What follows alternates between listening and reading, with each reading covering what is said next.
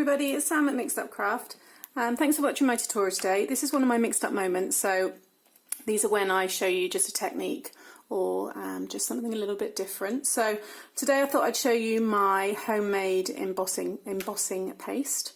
I've made this many years ago and I had it before I moved again, but then I threw a load of it out just to save on transporting it, and I needed to make it again. So I have already done some colours. I've done all the bright colours that I wanted. I've still got some more to do, so that's why I thought I'd carry on and show the video.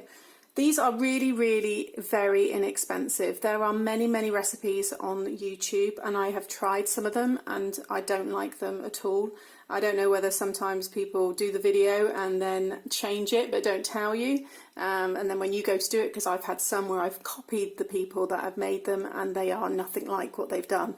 So I have played around and perfected mine over the years, and mine's a little bit firmer than some of the ones that are shown. It's kind of like it's almost dry, but I've found that gives me the best result. And I'll just show you some of the examples that I've done here that I've put together. So this one's just with my orange. You don't get any dust, you don't get any colour run, you get nothing from it, and it's just got a really nice, it's quite hard to really show you in the video, but it has a really nice dimension to it. And you can cut it through your cutter as well. So that was just one of my hearts there. I've put glitter in this one, which you can just see it's kind of getting picked up there, which you can add to any of your embossing paste. Just tip it in. There's no kind of quantity with that, and more the merrier. And that's just with the moustaches. This one here is brilliant. This is with the Stampin' Up. So this is just on black card. This is with the Stampin' Up masks, and this is really, you can kind of see it. Again, it's got a really nice texture to it, and it's great for cards. So I'm going to put some designs together, which I'll show you at the end. And then there's this one here, which again, it's just got a lovely, just real nice touchy-feely. It's nice when you give people some gifts and stuff, and they can kind of, you know, feel them and stuff. So there's that one, and then this is the one that I'm going to be showing you today. So I've already prepped that one. So all of the things that you need, like I said, are inexpensive, because embossing pastes are expensive and you don't get a lot. You know, you might get a 150ml, 250ml tub, whereas I've made loads here with product that I've still got a lot left, so I can keep going and going and going. So what you will need is, these are some of the, I've just got a bowl just to mix in. These are some of the tools I've got. So I've got a large, this is just from the hardware store, a spatula or a scraper, whatever they're called. But I've got a large one for when you're doing large areas, because it's nice just to get one constant stroke. And then if you're doing smaller projects, and again, smaller projects again. So I've just got those there. I'm going to be showing you, I'm going to make the purple acrylic, using my purple acrylic embossing paste today. You need some white, this is just craft glue. So, you know, I understand that some of the recipes may vary because people have different glue, and obviously the consistencies of the glues may vary, so I do appreciate that might come as a factor for some, but still, some of the videos I've tried in the past have just not been anywhere near, so I'm not sure. And then you need some talcum powder. This is 99% cornstarch, so if you have got them, make sure you've got the one that's with the cornstarch, because obviously again that could change the recipe slightly. And then, like I said, an acrylic glue. If you just want plain white embossing, you still need the acrylic glue, so don't just use those two, just use a white acrylic for that one. Okay, so this is my recipe. So you are going to need, I'm going to add my colour in first. So you just need 1 tablespoon of whatever colour. Like I said, if you just want a plain, because with the plain embossing paste, you can obviously use your blending tools and your inks, and you can distress them that way as well to add colour. So you just want 1 tablespoon there of the purple. Sorry, I didn't forget what I was saying then. Just add that in. Okay. and then you want 2.5 tablespoons of your glue. Okay, and that's my half. Move that out of the way. Okay, so just put that to one side. And then of your baby powder, the talcum powder, you need just over 1/4 cup. So again, it will vary. If you want to put more in, you can play around yourself. So that's probably a bit too much there. There we go. So you can see there, just over 1/4 cup. Add that all in. It's just like baking. It's like making frosting, buttercream, and then you just want to mix that together until it all bonds. Okay, so you can see now it's all starting to bond, and you're getting that real nice rich purple colour from the acrylic coming through. Just make sure you pick up all of that talcum powder. So you can see there, it's like a whipped up cream cheese. So it's quite a thick consistency, and that's what I like. That works really well. It goes on, and because it's a thin amount that's going on, it's almost dry. It doesn't take long at all. If you leave it to dry naturally, it takes about 10 minutes. But with your heat gun, it's done within 2 minutes. It's really, really quick. So that's what I use. So that is the consistency that I like. So some people, you know, will argue and will prefer a much runnier or thinner one. It might be because their glue and stuff is different brands and stuff, and that's why it works better. So do play around, try what you have. Start off less is more. Don't go, you know, throwing loads of it in. So that's my little tubs. I've just got these little lock seal containers, because you just want to make sure that you're keeping the glue and that acrylic paint dry, and then these will last a long time. So again, really, really good value for money. So I'm just going to leave that in there while I show you the one that I'd already put together. So it's this one here. Just going to grab a bit of my tissue, get rid of that spillage. There we go.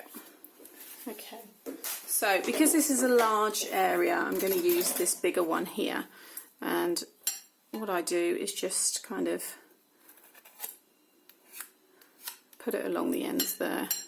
Most of this will go back into your tub again because you're spreading such a thin layer out, so just pop it along the edge there and then just hold it down. You just want to pull it over. Just work it in just like you would if you were using putty. It's quite satisfying when you see, and obviously it's quite easy to tell if I've covered it all here because I've got the white paper underneath. Just keep picking it up as you're going along.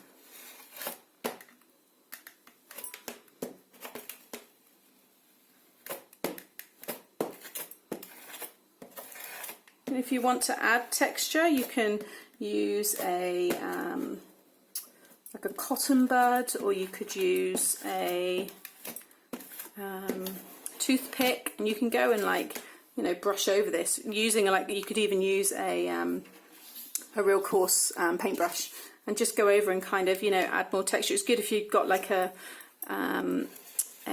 stencil that's of bricks, so you want to give that brickwork some real good texture. So it's, you know, play around with it. I love this stuff, and I'm so glad that I've been able to make it again. So once it's all there, a little bit just down there we go. Like I said, get as much of it off as possible, because you will be putting that all back into your tub. So I'm just going to scrape that off, and I'm going to get that into the tub as soon as possible, because like I said, as soon as the air does start getting to it, it will dry out. So make sure you put your lid on each time, and don't get yourself into a mess like myself. There we go. So that I'm going to pop away, and then this here, I'm just going to grab my heat gun.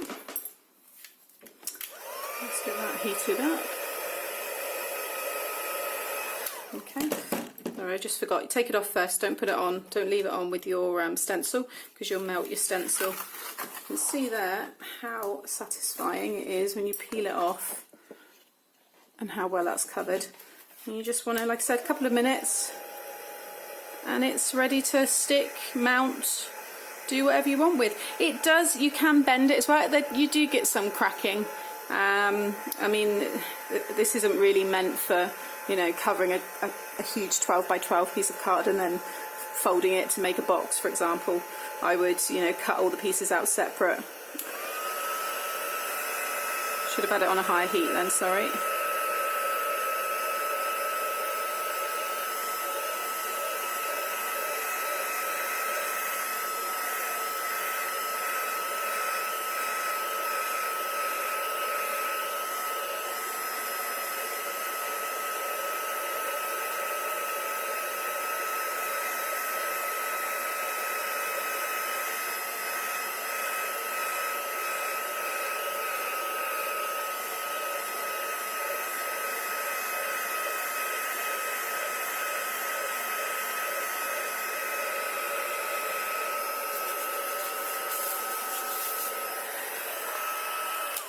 There you go, that was probably less than 2 minutes already. And look, I am rubbing really hard on that, and there is no, that's what I already had on my fingers, there is nothing coming off. So you don't get any kind of colour run or anything like that. So it's a really, really, really good recipe. I am going to blow my own trumpet because I do think it is good. I've never had any issues with it. I would be interested to see what people's feedback is. Please let me know. And what your recipes are if you already do it, because I always think it's good to try other things because they could still be better again. But in terms of what I want it to do, it does exactly that. So yeah, really, really pleased with it. So you can now go and cut this through and it looks perfect mounted on cards, and I'll show you some of the ones that I've done. These are the cards. So I've used the carryover stamps and framelets from Stampin' Up. So the Jar of Love, Falling Flowers and Marquee Messages, all of those bundles are carrying over, which is great. And I've just put that one there together, so it's got that embossed polka dot background, which is really nice. This one here's a bit crazy, gone a bit wacky on this one. But these are all the embossed ones, and I just cut them into strips. So again, just gives you, you know, a different kind of style. And then these two here, which are quite on trend at the moment with the black and the vibrant colours. These are very similar to the Oh So Electric that's going to be coming out.